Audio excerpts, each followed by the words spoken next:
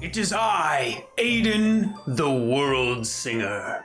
I'm just kidding. That's my secret game identity that I created after turning my real life into a game by following Jane McGonigal's book, Super Better. And I think you should too. In Super Better, McGonigal explains taking mindsets we usually have in games and bringing them to real life can supercharge our health, work, and relationships. Also, with leveling up your thinking in personal knowledge management apps like Obsidian, which we talk about in other parts of this channel. In addition, playing games themselves like Mario Kart, Civilization 6, or chess can provide many benefits that we don't realize because many associate games with laziness. When I first read the book, I was skeptical too, right? Through middle and high school, I used to be addicted to video games like a fish is addicted to water. I have over 3,000 hours in Minecraft, 800 in Total War Warhammer 2, and 600 in Terraria. So during that period, I felt stuck and insecure. I understand more than most how games can be a method of escapism. And while I've talked about gamification in real life on my channel before, which you can check out my playlist on up above, I've never gone this far into the application. But after going through this book and the gamification exercises inside, my life has completely changed for the better. I feel more playful, zesty, it's a word now, I made it up, driven, better able to navigate negative emotions, and more. In this video, I'm going to explore what being gameful means, how being gameful can improve your life, and how I turned my real life into a game. But before we get started, get my gamification resource list in the description below and learn to gamify your health, work, and relationships. Become addicted to healthy habits. Supercharge your learning, 10 times your productivity by getting into flow while working, and more. Includes all the resources that I wish I had to do that. And I hope by hearing my experience gamifying my life, it inspires you to make your own journey. So,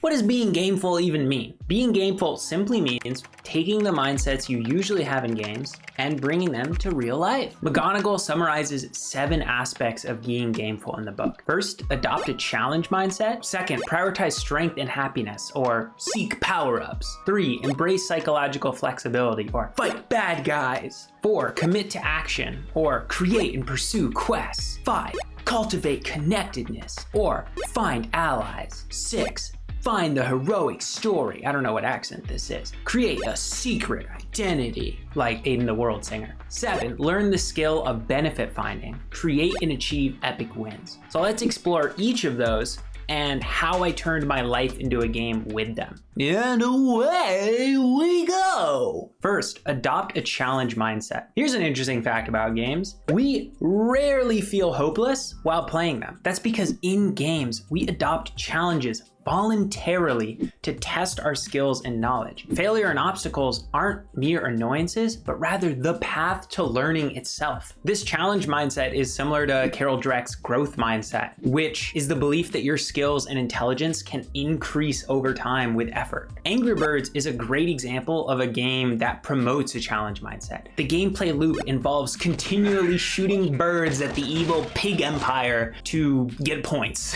Every loss gives you insight into how to better shoot your birds effectively. And failure is built into the game. You will lose. Because of this, players see failure as fundamental to learning rather than an annoyance along the path. I adopted a challenge mindset in real life. I see failure and obstacles as the path to learning and my goals themselves rather than annoyances. Because of this, I put more effort into projects. I'm more okay with failure. I understand both of them are necessary for growth. Next, seek power-ups. According to Jane McGonigal, a power-up is any positive action you can take easily that creates a quick moment of pleasure, strength, courage, or connection for you. Collecting a power-up simply means identifying it as something you want to try, and activating a power-up means doing it in your daily life. In games, we use power-ups all the time. In Super Mario Bros., the fire flower has become infamous as the bane for Goombas. So by identifying real-life power-ups, we can make it more likely that we follow through on doing the positive actions that we can. Before reading the book, meditating wasn't the most appealing thing for me to do. You just sit and do nothing. But once I identified it as a power-up, as mental resilience power-up, feels way cooler to do the meditation and makes it more appealing. In addition, research shows it's the frequency of positive emotions that matter more than the quality. You don't have to make massive change in your life to become significantly happier. So increasing happiness is more a matter of increasing the frequency of positive emotion, which you can do by just doing a lot of power-ups. McGonigal separates power-ups into physical, mental, emotional, and social. And I went through and filled these out myself. So for physical resilience, I can do 50 jumping jacks. You did not see that. I can listen to Audible while walking. It's another physical thing I can do. Emotional resilience. I can listen to my favorite song, Dancing Kong.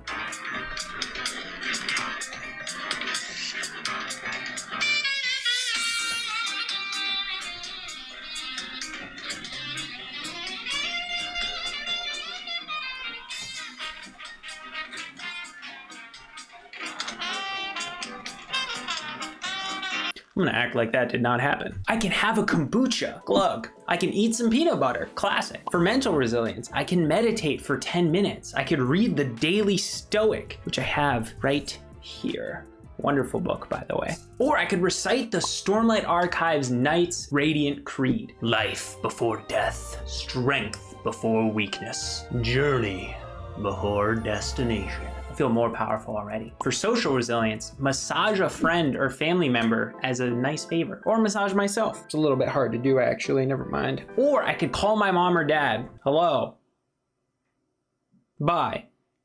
I didn't actually call them, I just thought it would be funny to simulate a call. Next, fight bad guys. So according to McGonigal, a real life bad guy is anything that tries to stop you from doing what you want or need to do to get super better. Spotting a bad guy means identifying it as a potential source of trouble or distress. Battling a bad guy means experimenting with different strategies for dealing with it effectively. Succeeding in battles means not letting it stop you from having a good day or making progress towards your goals. Bad guys are classic in games. Bowser in Super Mario Bros, the pigs in Angry Birds, or the Ender Dragon in Minecraft. Spotting bad guys helps you fight them because naming and characterizing negative emotions, thoughts, and feelings, and obstacles can take away their power of uncertainty. By giving a funny name to these things, you turn something that was previously scary into something that is much more concrete and funny. Some of my bad guys include Hungry Hannah. Hannah is the past residual hunger that comes from my anabolic dieting period where I lost 30 pounds in 3 months way too fast. I was hungry all the time, and still to this day, I have thoughts of like, you should eat, you should do that because of that period.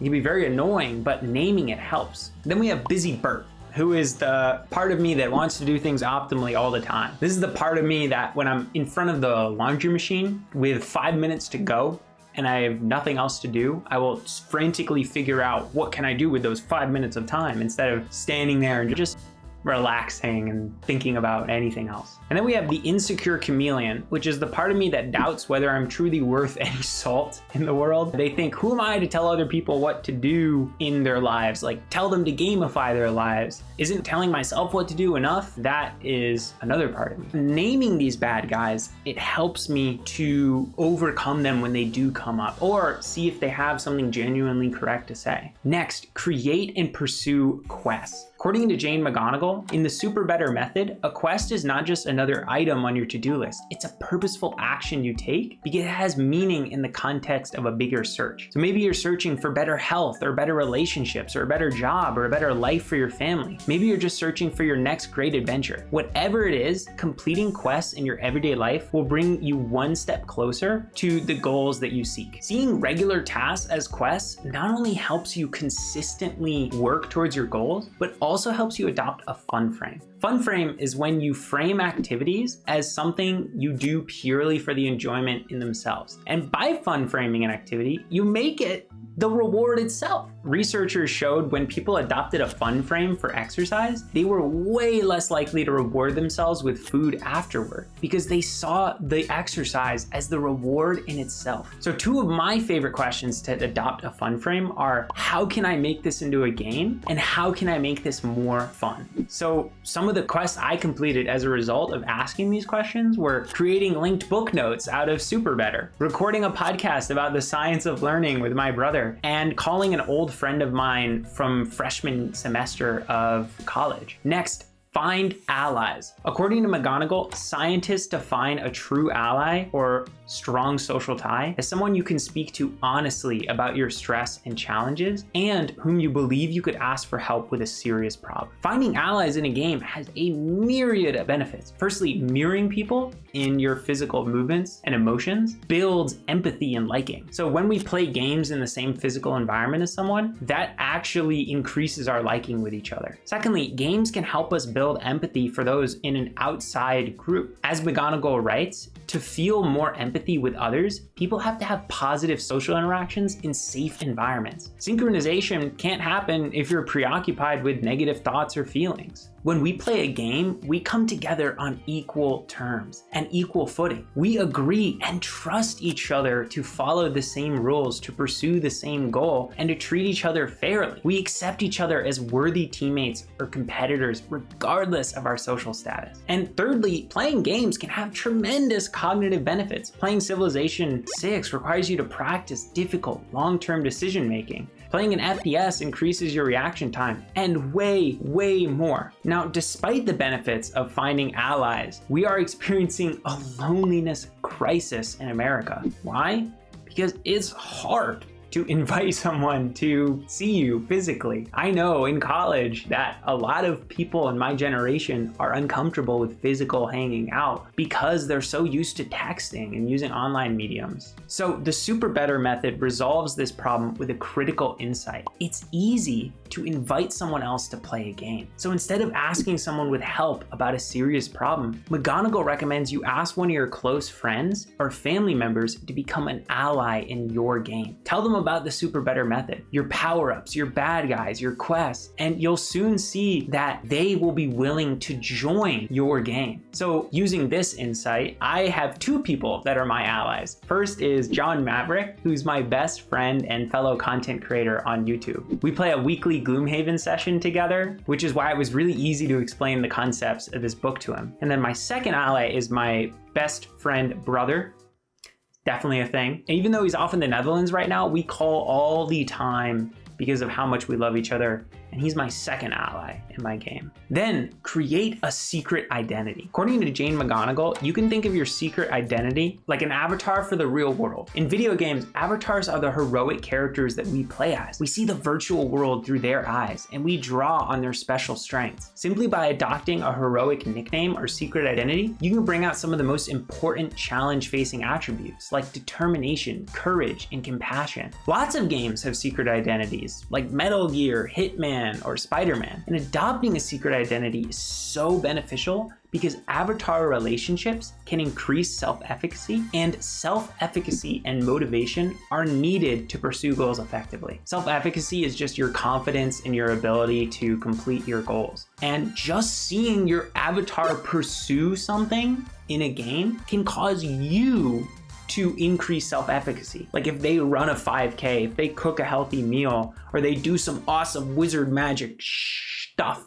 that can increase self-efficacy for you. But this effect only occurs if the avatar looks like you or you identify with them very closely. So adopting a secret identity can allow you to get this benefit and increase both self-efficacy and motivation. So how do you do that? Firstly, I assembled my Hero Dream Team. A Hero Dream Team is a list of 3 to 5 heroes from books, from movies, from your real life that exemplify your ideal self. So My hero dream team was Kaladin Stormblessed, who is from the Stormlight Archives, and he embodies self-discipline, perseverance, and determination to help others. Hoyd from the Cosmere, who embodies wisdom, open-mindedness, playfulness, and humor. Mark Watney from The Martian, who embodies zest for life, curiosity, playfulness, and humor. Leonardo da Vinci, who embodies zest for life, curiosity, and a love for learning. And finally, Alan Venture from the Mistborn series, who embodies zest for life, honor, and a determination to help others. So once I had my hero dream team, I read through a list of strengths Jane McGonigal provides in the book and picked out the top 5 that resonated with me. And those were creativity, curiosity, open-mindedness, zest, and humor. Then I had to go through and determine how I could pursue each of these strengths in some fashion. So for creativity, I can use linked note-taking apps to develop novel insights and converse about them. For zest, I can dance and sing silly songs while just walking out on the street. For wisdom, I can give advice to someone I love, actively listen in conversation, and philosophize at night. For open-mindedness, I can purposely look for conflicting information to my beliefs. For curiosity, I can learn something new, write. For humor and playfulness, I can do stand-up, watch a comedy, or try and make jokes with friends. And the last mission was to pick a heroic nickname. So I followed my Stormlight Archives passion and made the name Aiden the World Singer. World Singers in the Stormlight Archives are traveling storytellers who go around to different towns and provide wisdom through stories they tell. They're intensely open-minded, they're curious about other cultures, and they promote unity and peace. You can see my secret alter ego right here, this wonderful picture. The last part of being gameful is creating and achieving epic wins. According to Jane McGonigal, epic wins are awe-inspiring outcomes that help you be more motivated and less afraid of failure. This makes them different from quests because quests are about making steady progress, where epic wins require more of an epic win compared to a quest. Epic wins are a staple of what games so engaging. Think conquering the Moon Lord in Terraria, killing the Griffin in The Witcher 3, or reaching the Information Age in Civilization 6. So after thinking about what epic wins I would like to go for, this is what I came up with. Firstly, meditate for 30 days straight for at least 10 minutes. Learn to converse, debate, read, and write at a 10-year-old level in Spanish in 6 months. And finally, at the start of the second quarter of 2024, be making $3,000 per month in revenue from my business. And with these epic wins, McGonigal recommends 3 separate ways to evaluate your progress. The firstly is measurable wins, which are exactly what you think. It's just a number attached to a goal to show you're making progress. Next, we have breakthrough moments, which are major leveling up moments in pursuing your epic win. So for example, a new strength, skill, or achievement. And then finally, we have sneaking up sideways, which is pursuing progress towards your epic wins by pursuing seemingly tangential quests that are ultimately relevant. So for example, to make $3,000 per month from my business at the end of the second quarter of 2024, I can split that into these 3 quests. Firstly, for measurable wins, make $1,500 per month in revenue by the first month of 2024. For breakthrough moments, have taught my first cohort of my Art of Linked Reading coaching program, which I'm going to talk about more in future videos. And then sneaking up sideways, be able to afford buying a course on something new I want to learn from my business income. Turning my life into a video game has completely changed it for the better. I'm improving in the areas of health, work, and relationships. I'm adopting a challenge mindset. I'm using power-ups, fighting bad guys, creating and pursuing quests, finding allies, embodying my secret identity, and creating epic wins. I highly encourage you to turn your life into a game as well, even if you don't play games. So if you want to check out the book for yourself, you can in the description below. And I highly encourage you to also check out my free gamification resource list, which will help you learn to gamify your health, work, and relationships. Become addicted to healthy habits, supercharge your learning, 10 times your productivity by getting into flow while working, and more. It includes all the resources I wish I had when starting my gamification journey. So that's all in the description. As always, have a fantastic rest of your day, eat some peanut butter, and bye-bye.